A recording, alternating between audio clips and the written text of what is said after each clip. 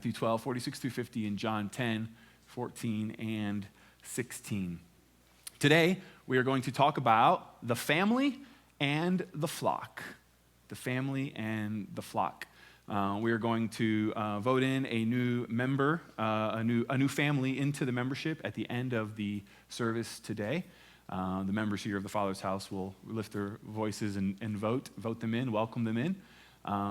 And so I want to use this opportunity to talk a little bit about the church, local church, assemblies like this, and we'll take something that Jesus taught about the family and something that Jesus taught about the flock, and we'll use that as our starting point this morning. Are you ready?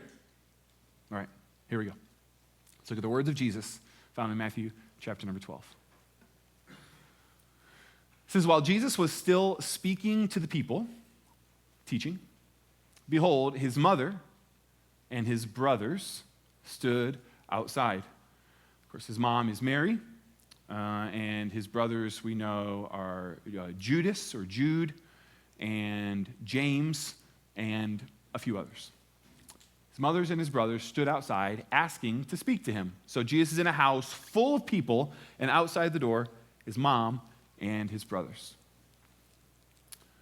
But he replied to the man who told him. So a guy came up and said, hey, Jesus, pause from teaching. Your mom is outside and she needs you. He replied to the man who told him, who is my mother and who are my brothers?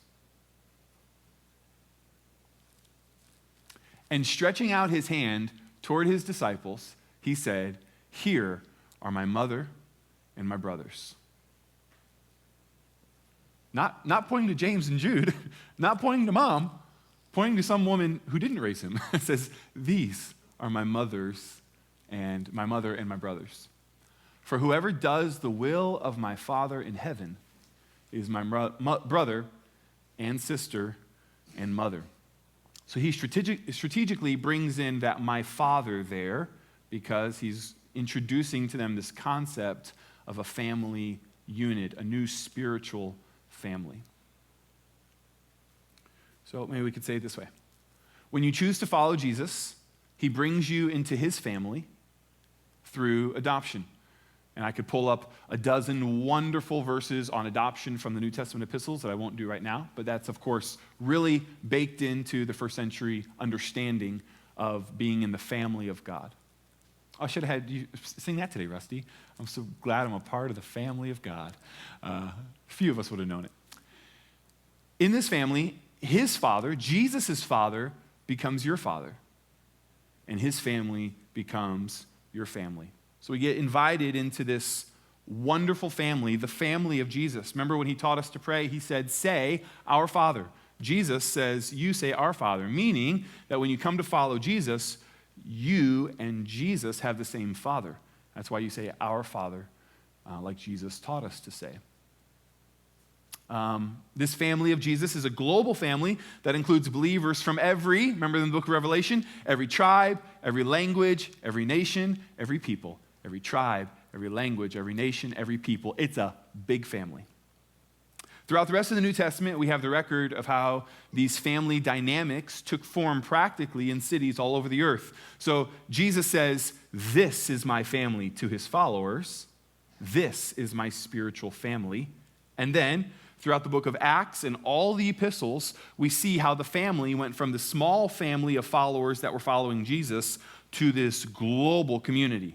And so we see the family expansion throughout the New Testament. This is to fulfill, in many ways, what Jesus promised in Genesis chapter number 12.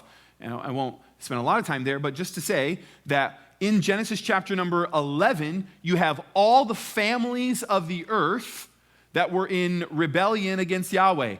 The lower G gods, the divine council, as somebody like Michael Heiser might say, or the demonic principalities in the earth had turned every nation against Yahweh.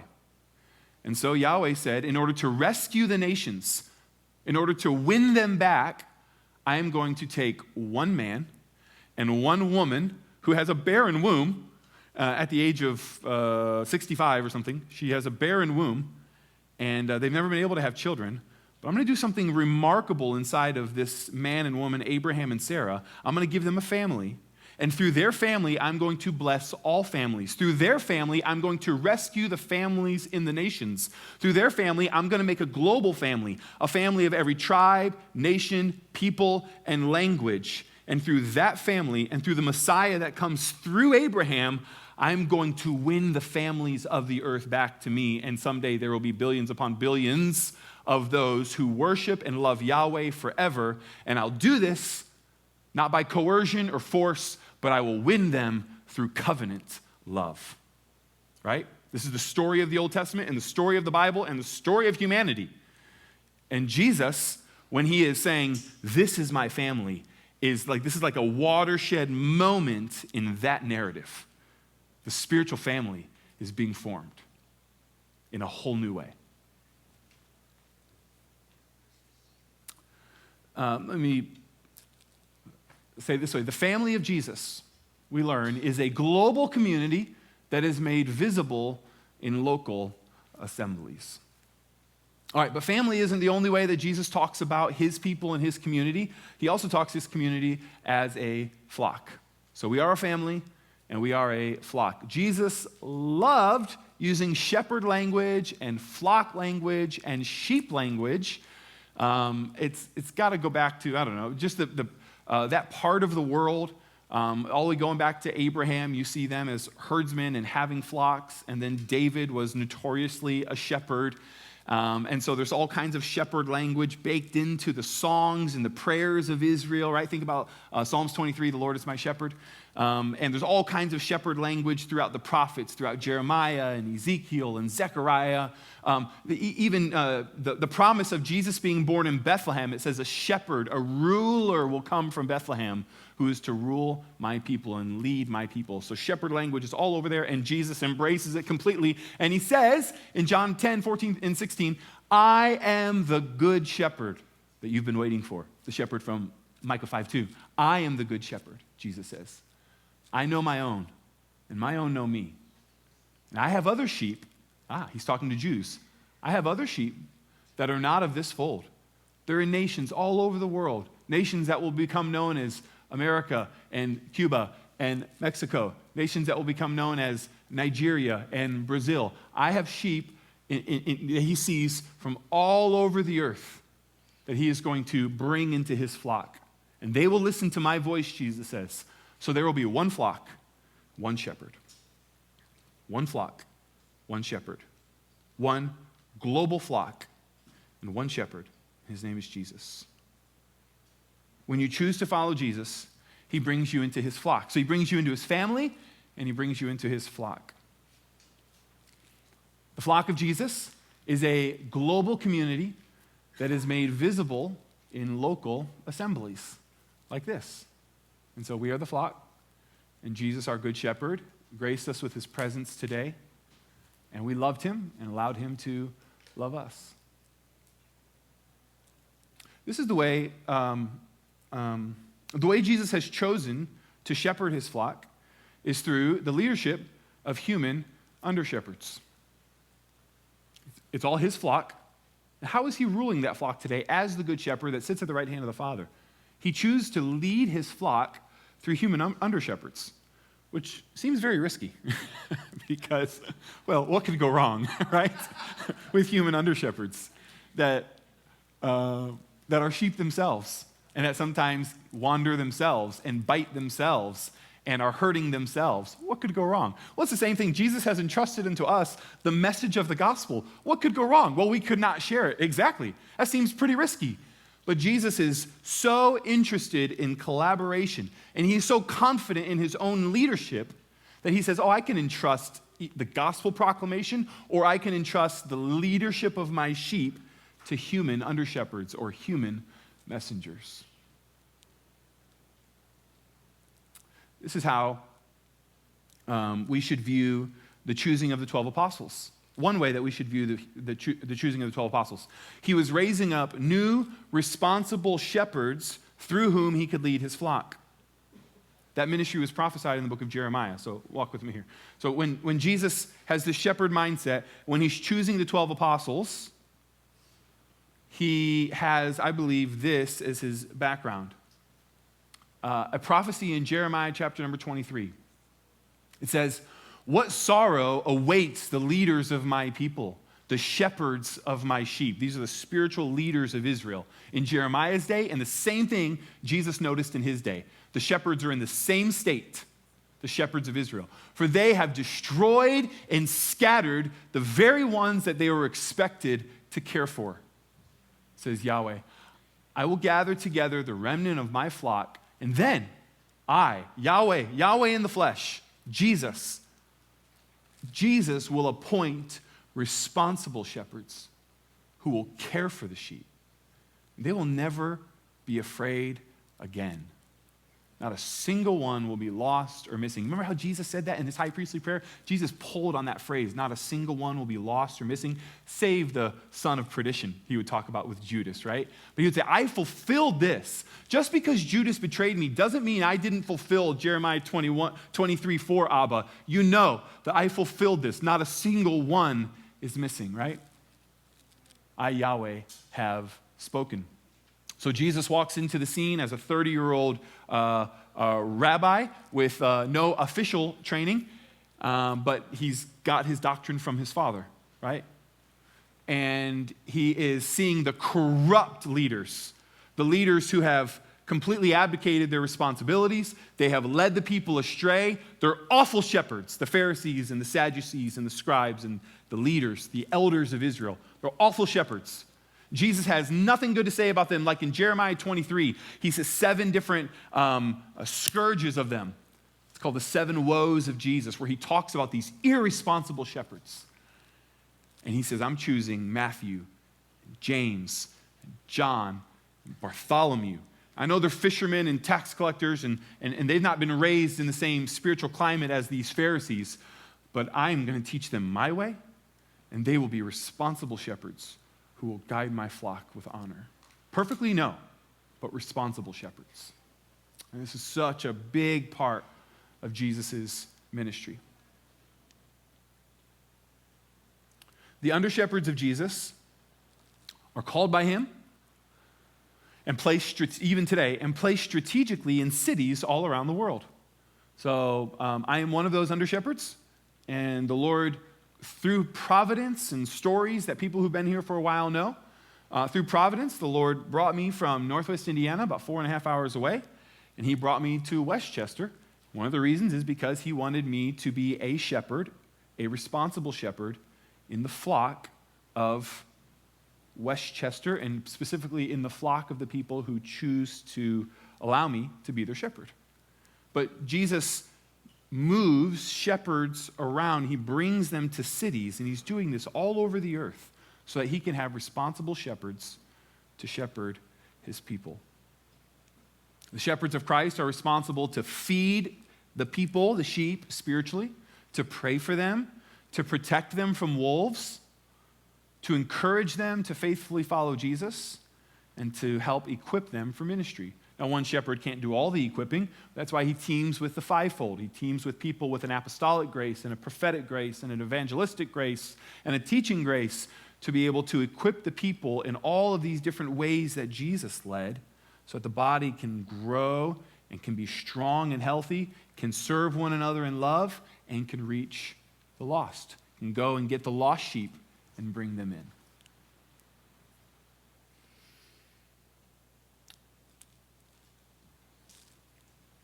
So, there's one family and one flock made visible in millions of local communities around the globe.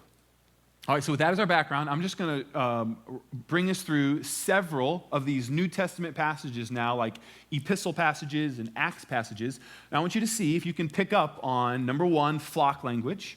See if you can pick up on the family language. See if you can pick up on global flock and local flock. See if you can pick up on global family and local family, and see how this is the apostolic messaging. All right, well, you can judge for yourself. Here we go. We'll walk through a few verses. This is how the responsible shepherds of Israel, like Peter, one of the 12, the responsible shepherds of Israel spoke to the flock and the family that the Lord entrusted to him. He said, I exhort the elders among you to care for the flock that God has entrusted to you. Watch over it willingly, not grudgingly. Not for what you will get out of it, but because you are eager to serve God. Here's another one. He says to the church, resist the devil, church, strong in your faith, because you know that your brothers and sisters throughout the world are enduring the same kind of suffering. There's global family language. Acts 20. Paul is about to go to Jerusalem. He stops off at Miletus, and he brings the elders of the Ephesian church, the elders of Ephesus, to the seashore. And it seems like Paul gets down on his knees, and they cry a lot, and they talk. He says, elders, watch out for yourselves. Watch out for yourselves and for all the flock of which the Holy Spirit has made you overseers, to shepherd the church of God that he obtained with the blood of his own Son. Paul said, I know that after I am gone, fierce wolves will come in among you, not sparing the flock. So the elders are to confront these wolves and protect the sheep from what the wolves are spewing. How about this one? 1 Thessalonians 5. Dear brothers and sisters, honor those who are your leaders in the Lord's work. They work hard among you and give you spiritual guidance.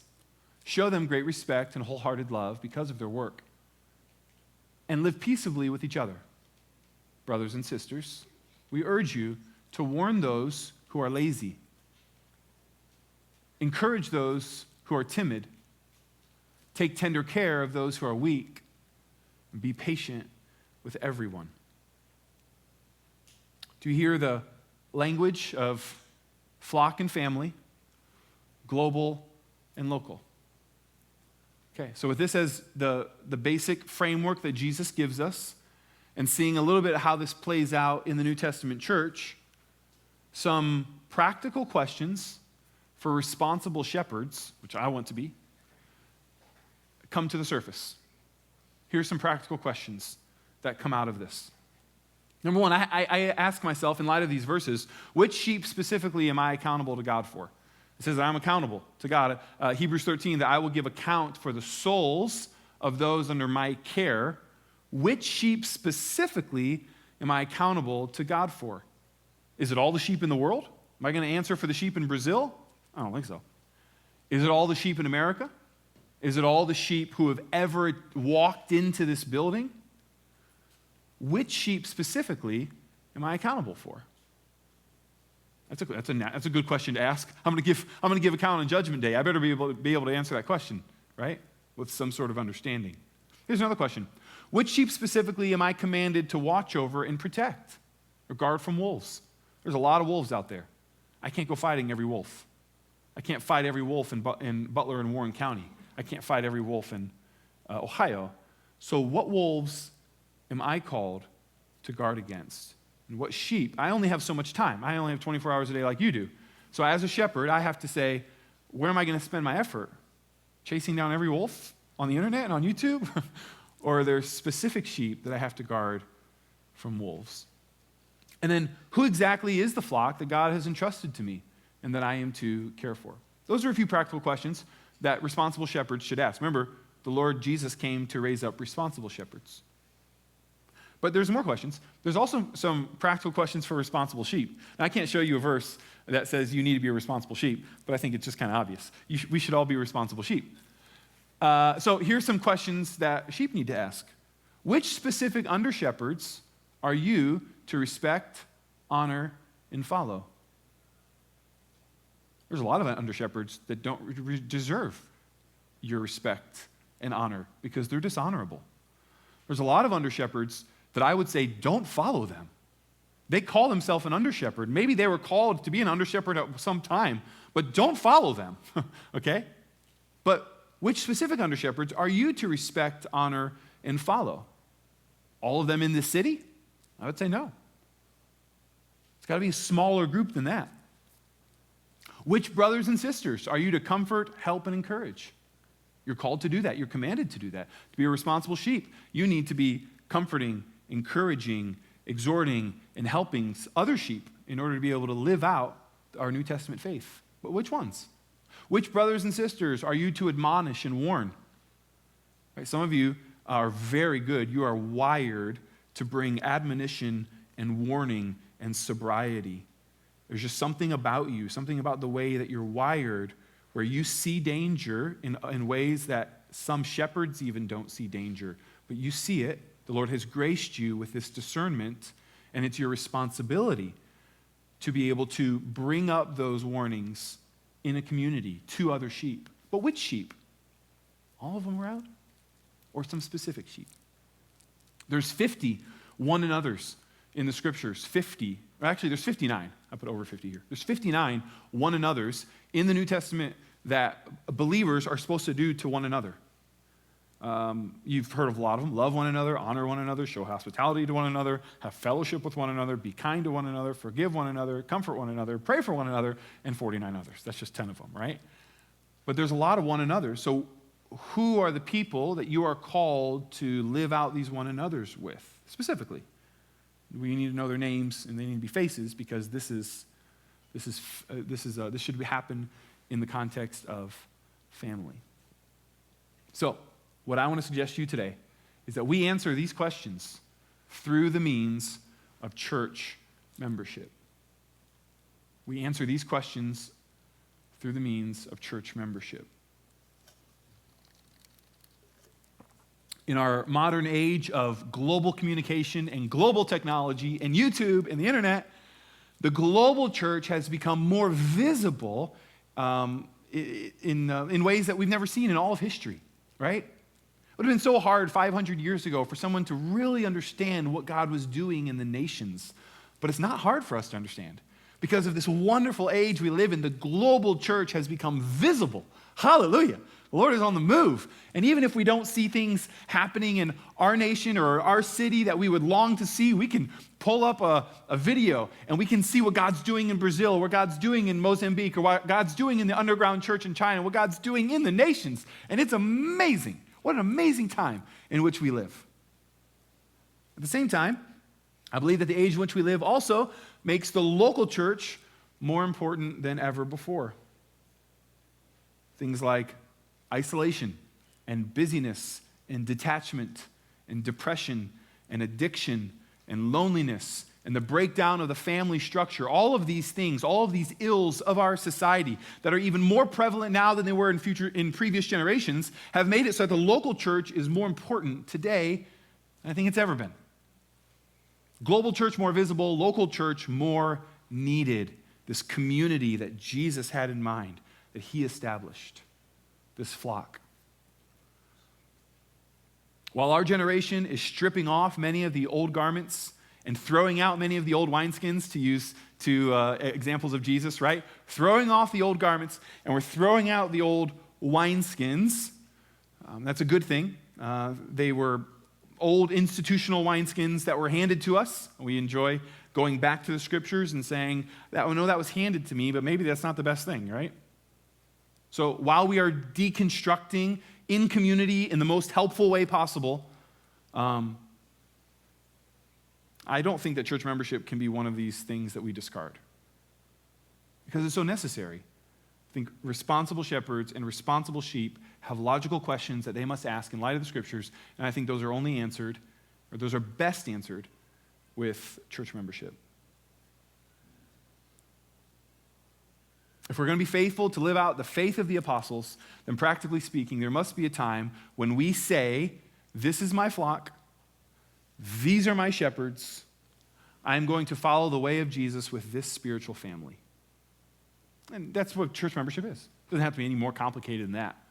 It's a time when you say in front of a group of people, or when you say, these are my shepherds, this is my flock, and I'm going to practice the one another's and follow the way of Jesus with this spiritual family.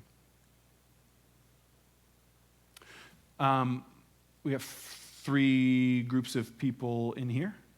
We have members. We have those visiting, right? And we have people who've been with us now several times who are not yet members. Meaning regular visitors here that have not officially said that, right? This is my flock, these are my shepherds, I'm going to follow the way of Jesus with this spiritual family.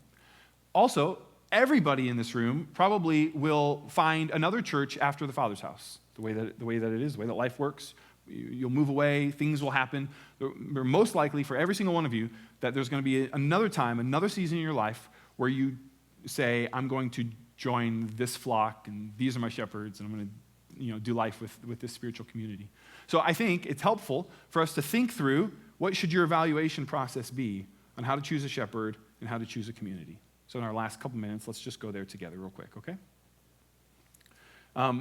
First, how to choose a shepherd. And this is just my recommendation. This list could be 30 long, but that would be a long slide. So I've just condensed it to 5.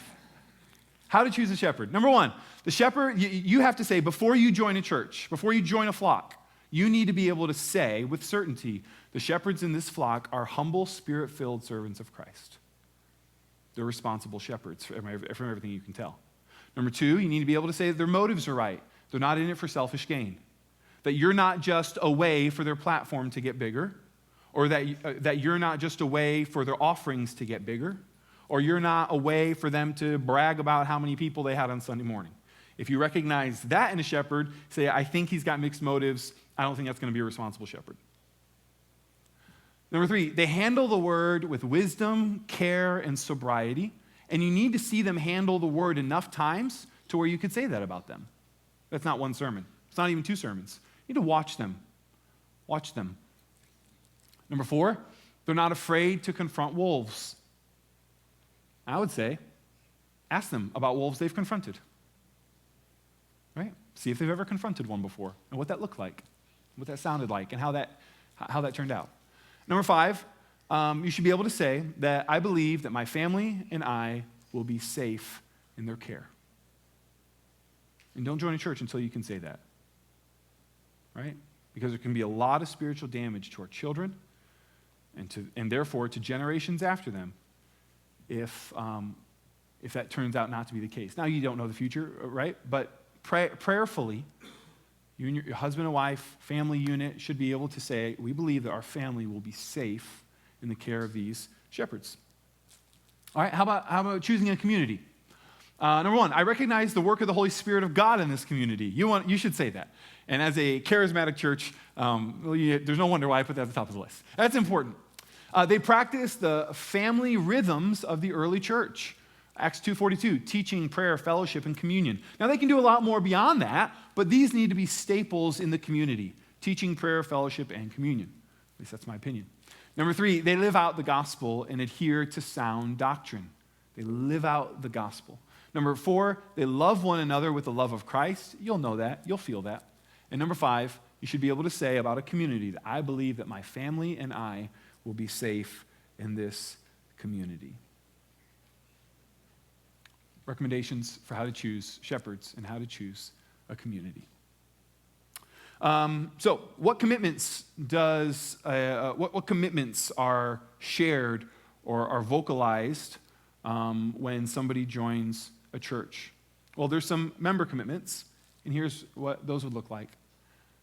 When you become a member, you say, I will gladly serve Jesus alongside these shepherds.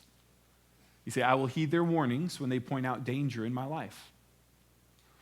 I will follow them as they follow Christ. I don't want anybody, and Rusty would say the same thing as another elder of this church, we don't want anybody to follow us blindly. I want you to be Berean and test everything we say with the scriptures, and only follow us to the extent that you can tell that we are following Christ. And if we deviate from that, do not follow us. And then number 4, I will speak up if I ever see them leading in a way that dishonors Christ. We need that. We need that. Every member needs that. Every shepherd needs that. Number 5, a member says, I commit to participate as a member of this spiritual family and be present in the weekly gatherings. I will serve this church family with the spiritual gifts that I have been given. I will love this church family even when it is difficult. And I will speak up when I see one of my brothers or sisters acting in a way that dishonors Christ. This is one of the one another's that we're given, and we find, especially in this generation, especially in this day and age, that that's so important Again, we're getting away from some of the old wineskins, some of the old ways of doing church. Something like that point number 8 or point number 4 on the elders one may not have been on a screen 40 years ago. They didn't have screens, but may not have been included in a sermon, but it is today. I think all of us understand why it is today.